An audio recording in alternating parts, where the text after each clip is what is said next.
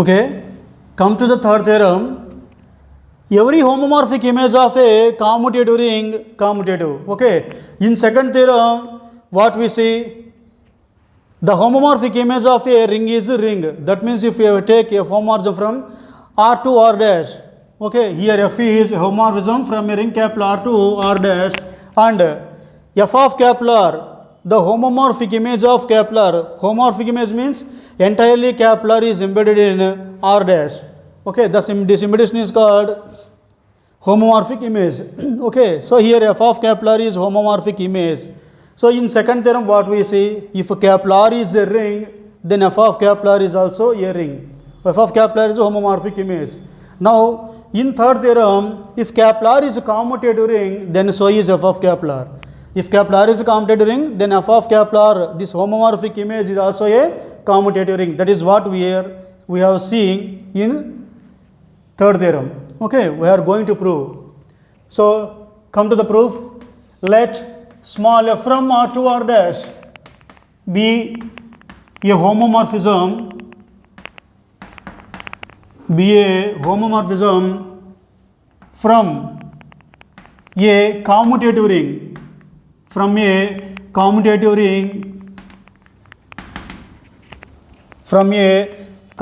ring into a ring R dash. You see what here? Capital R must be a commutative ring and R dash need not be commutative, but the domain must be commutative. That is what he asked directly in the statement. The homomorphic image of a commutative ring. That means the domain must be a commutative ring. There is no need of commutativity of codomain.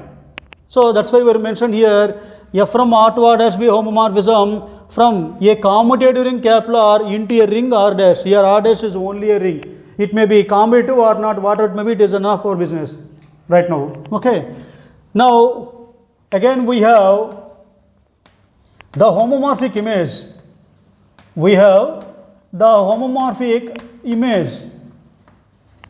F of capital R equal to set of all f of a such that a belongs to capital R. This is homomorphic image f of capital R. We already know that f of capital R is a ring. Okay. Now what he asked in the statement, this homomorphic image is commutative ring. So it is already a ring. It remains to show that commutative property existed in f of capital R. What is a commutative? AB equal to BA. Okay. For that, take two elements in f of capital R. Similar as it is in the previous theorem, A dash comma B dash. Okay. So let A dash comma B dash belongs to f of capital R. What is f of capital R? It containing all the image values of capital R. Okay. Already A dash comma B dash are there in f of capital R. That means A dash comma B dash are already the image values of two elements of capital R. Let it be small a and small b. A dash B dash R lies in f of capital R. F of capital R is the homomorphic image of capital R. That means f of capital R contains all the image values of capital R. Here A dash comma B dash are already in f of capital R. That means A dash comma B dash are the image values of any two elements in capital R. For example, let it be A, B. So image of A is A dash, image of B is B dash. That means A dash means f of A, B dash means f of B. Okay. So therefore, there exists A comma B belongs to capital R. There exists A comma B belongs to capital R such that f of A equal to A dash and f of B equal to B dash. Now we are going to prove the commutative property for f of capital R. That means commutative means AB equal to BA in general. But here we have A dash B dash are two elements in f of capital R. So for these two elements, what is the commutative law? A dash into B dash equal to B dash into A dash. That is what we are going to prove. Okay. Now A dash into B dash equal to A dash means f of A dot B dash means f of B. So that equal to, since f is homomorphism, f of A and f of B means f of AB. Here A comma B belongs to R. Since A comma B belongs to R and capital R is already a commutative ring. since Kepler is commutative, we have AB equal to BA. So that equal to F of, here AB means BA. So that equal to, since again F is homomorphism, F of BA means F of B into F of A. F of B into F of A. So that equal to F of B means B dash, F of A means A dash. So B dash into A dash. What is value equal? A dash dot B dash. So we have A dash dot B dash equal to B dash dot A dash for all A dash comma B dash belongs to F of Kepler. This is the commutative law in F of Kepler. So commutative law exists for every two elements of F of Kepler. Already F of Kepler is a ring. Now we proved F of Kepler is a commutative. Therefore, F of Kepler is a commutative ring. F of Kepler is a commutative ring. Okay, this is the proof. Okay, come to the next theorem. Let F from R to R dash be a homomorphism of ring Kepler into a ring R dash. Then, for every ideal U dash in Kepler dash, F inverse of U dash is an ideal in Kepler. So, let me explain the diagrammatically. What is given, what we are going to prove. Suppose small f is a homomorphism from a ring Kepler into a ring R dash, and here they were taking U dash an ideal in R dash. Now we are going to prove the inverse image of this U dash.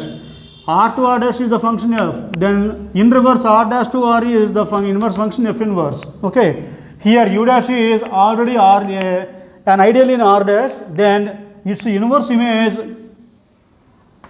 f inverse of U dash, which is a subset of Kepler. Now we are going to prove this inverse image f inverse of U dash is an ideal in Kepler. That is what we are going to prove. So how much they will give the information. F is a homomorphism from a ring into a ring R dash, and U dash is an ideal in R dash. What we are going to prove? The inverse image of this U dash, that means f inverse of U dash is an ideal in Kepler.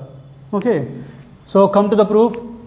Let small f from R to R dash be a homomorphism. Be a homomorphism of a ring Kepler into a ring R dash. Into a ring R dash, and U dash is an ideal. And U dash is an ideal in R dash. Okay, now consider we have f inverse of U dash equal to, it containing all the elements, f inverse of U dash equal to, if we take any element, for example in small a, in f inverse of U dash, then its image f of a, which is lies in U dash. So f inverse of A dash containing all the elements like the form, suppose in small a belongs to Kepler, this A lies in Kepler, such that its image f of A belongs to U dash. Okay, this is the set f inverse of U dash. Now we are going to prove, now we prove this set f inverse of U dash. F inverse of U dash is an ideal in Kepler. Okay, before going to prove f inverse of U dash is an ideal, we must show that this f inverse of U dash is non-empty. Okay, for that we already have U dash is an ideal. Ideal means it is a subgroup under addition. It is a subgroup under addition. Under addition, zero element must be there in U dash. Okay, since U dash is an ideal, comma, 0 dash belongs to U dash. 0 dash belongs to U dash. We have f of 0 equal to 0 dash. So that implies 0 equal to, take f on that side. So f inverse of 0 dash. F inverse of 0 dash. So it belongs to f inverse of 0 dash belongs to u dash. Okay, we have f of 0 equal to 0 dash. Take this function f to that side. So f equal to f inverse of 0 dash. So that belongs to f inverse of, here 0 dash belongs to u dash. So directly 0 belongs to f inverse of u dash. So that means here f inverse of u dash is non-empty. Therefore f inverse of u dash is not equal to phi. That means non-empty. Now we come to our conclusion. We are come to our main concept. What is it? F inverse of u dash is an ideal of Kepler. First of all, what is an ideal? A non-empty set capital U is called an ideal if two conditions are there. Again, we have to prove A minus B belongs to U and AR comma RA belongs to U for A belongs to U and small r belongs to Kepler, but whereas in A minus B belongs to U for all A comma B belongs to capital U. This is the two conditions of an ideal. In the definition of ideal we have seen. Then okay, now we are going to prove these two conditions in f inverse of u dash. F inverse of u dash. Okay. Okay. First condition, let small a comma b belongs to f inverse of u dash. Okay, that implies a belongs to f inverse of u dash. Take that f inverse to this side. Then f of a belongs to u dash, and since b belongs to f inverse of u dash, then f of b belongs to u dash. So now we see there are two elements f of a and f of b in u dash. Since u dash is an ideal, we have u dash is already an ideal. So that implies f of a minus f of b belongs to u dash. Why? Because since u dash is an ideal in R dash. Okay, so that implies since f is a homomorphism, we have f of a minus f of b means f of a minus b belongs to u dash. That implies a minus b belongs to, take f to that side, f inverse of u dash. So therefore a minus b belongs to f inverse of u dash for all a comma b belongs to, for all a comma b belongs to f inverse of u dash. This is the first condition. For second condition, let small a belongs to u, f inverse of u dash, and small r belongs to capital R. A belongs to f inverse of u dash and small r belongs to capital R. Now again, since a belongs to f inverse of u dash, f of a belongs to u dash. We are taking f inverse to decide. So f of a belongs to u dash, and since small r belongs to capital R, f of r belongs to f of capital R. F of r belongs to f of capital R. Now f of a belongs to u dash. F of a belongs to u dash, and here this is f of capital R is homomorphic image you already have. F of small r is in f of capital R. Okay. Now f of u dash is an ideal in R dash.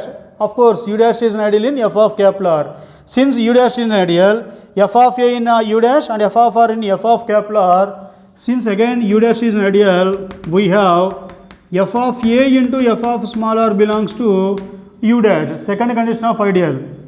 Again, since u dash is an ideal. Okay, so that implies since f is a homomorphism, f of a and f of r means f of AR belongs to u dash. That implies AR belongs to f inverse of u dash. AR belongs to f inverse of u dash. Okay, so therefore AR belongs to f inverse of u dash for A belongs to f inverse of u dash and small r belongs to capital R. For A belongs to f inverse of u dash and small r belongs to capital R. Similarly, we prove RA belongs to f inverse of u dash.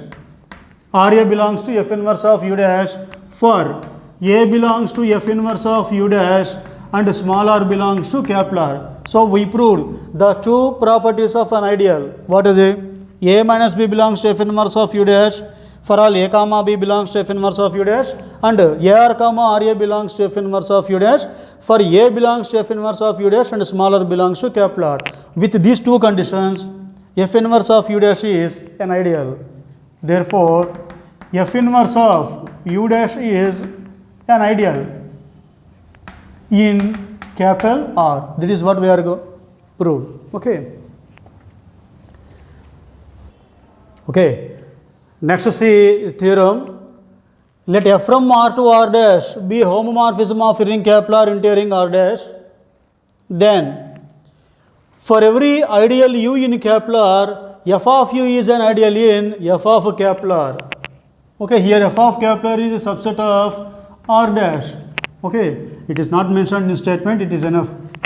Now let me explain the statement in graphically, diagrammatically. Suppose F is a homomorphism from a ring capital R into another ring R dash.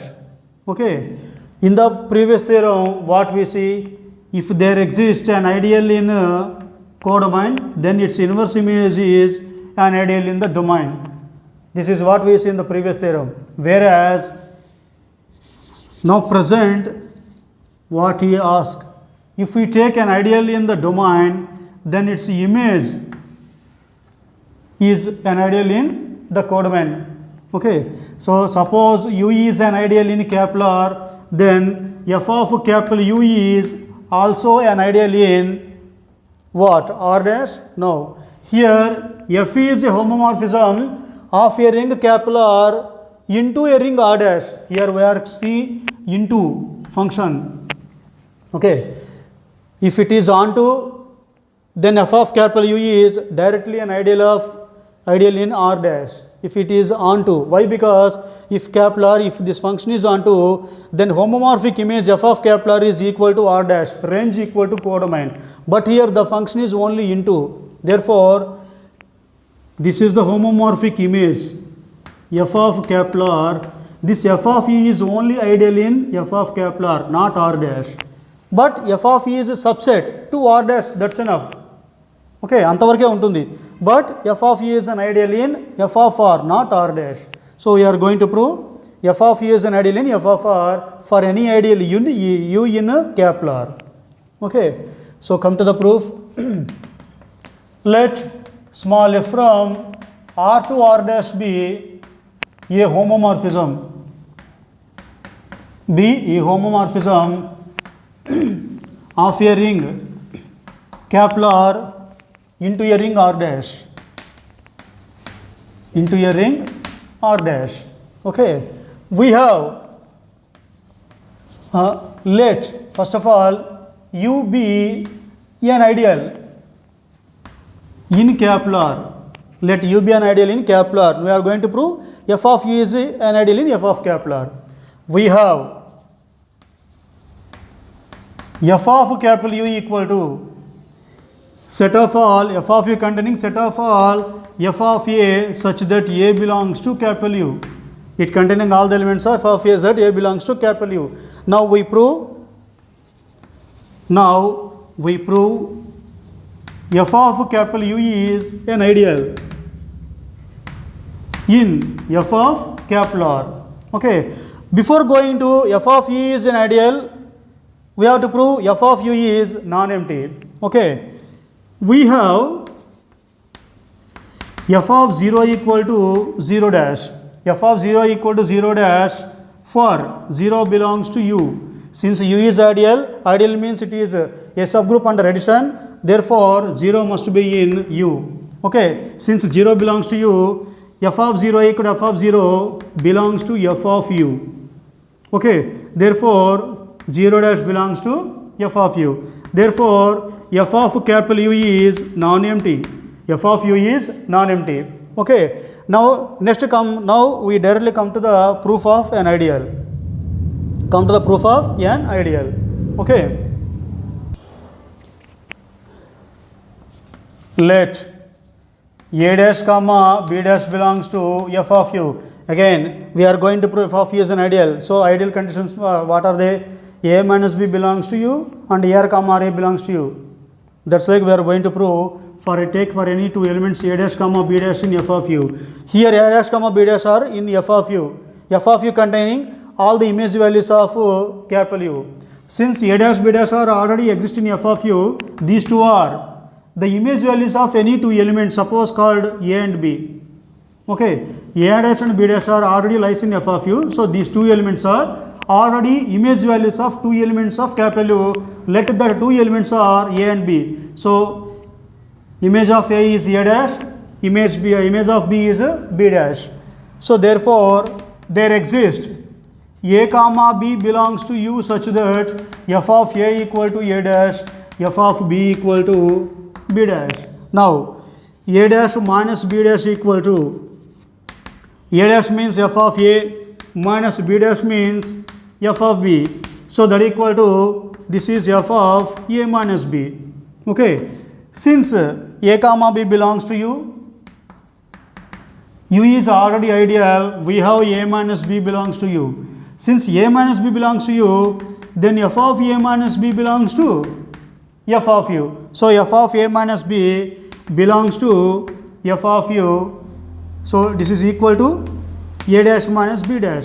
So a dash minus b dash belongs to f of u for all. A dash comma b dash belongs to f of u. This is the first condition. Now come to the second condition, that is the last condition. Let a dash belongs to f of u and r dash belongs to f of capital R. A dash belongs to f of u and r dash belongs to f of capital R. Again, since a dash belongs to f of u, there exists small a which is corresponding to this a dash in capital U. So there exists small a belongs to u, and for r dash, here r dash belongs to f of capital R. F of capital R contain all the image values of capital R. Since r dash belongs to f of r, there exists its pre-image, for example small r in capital R. So for a dash there exists a belongs to u. For r dash there exists small r belongs to capital R such that f of a equal to a dash and f of r equal to r dash. F of r equal to r dash. Now a dash into r dash equal to a dash means f of a into r dash means f of r. Since f is a homomorphism, f of a into f of r means f of ar. Okay. Since here a belongs to u, small r belongs to capital R, and u is ideal, by the second condition of ideal, a into r belongs to u. Since ar belongs to u, f of ar belongs to f of u. So f of ar belongs to f of u. Therefore a dash into r dash belongs to f of u. Similarly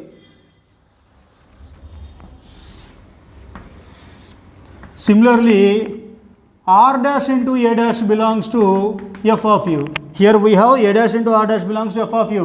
Similarly, r dash into a dash belongs to f of u for a dash belongs to f of u and r dash belongs to f of capital R. So these two conditions are the conditions in ideal. So a dash minus b dash belongs to f of u. Next one, a dash comma a dash r dash into a dash belongs to f of u. With these two conditions, f of u is an ideal. F of u is an ideal in f of capital R.